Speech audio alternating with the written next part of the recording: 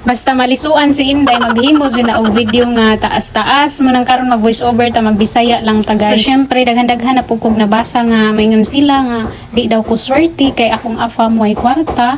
So di man na tinuod no kay ang basihan sa swerte di man siguro kwarta.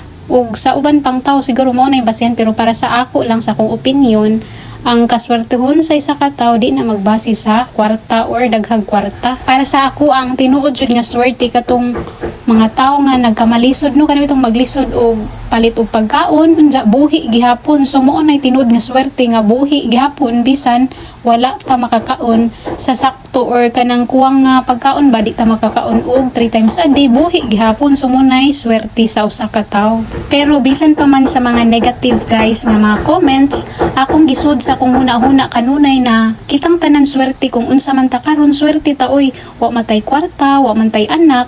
Swerte gihapon ta kay ang Ginoo man ang nagbuot og unsa may kuan nato dinhi sa kalibutan.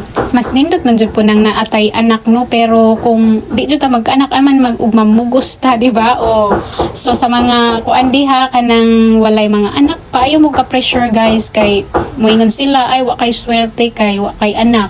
Di man na magbasihan kung nakay anak guys nga maingon ka nga swerte ang tinuod nga swerte kanang ma-accept nimo ang tinuod nga estado sa imong kinabuhi dinhi sa kalibutan kay ang tanan gihimo ra jud sa Ginoo ug atong pagsalig naarad pud sa Ginoo guys nga di ta ni sa pasagdan mo nay tinuod nga swerte. Maulang po nay akong own opinion para sa ako aba kung unsay meaning sa swerte nga word para nako. So kung lain sa inyo lahi pud sa ako basta kay ang kaswertehon sa isa ka tawo di man na magbase di na magmatter kung nagkamalisod ka karon haruhay.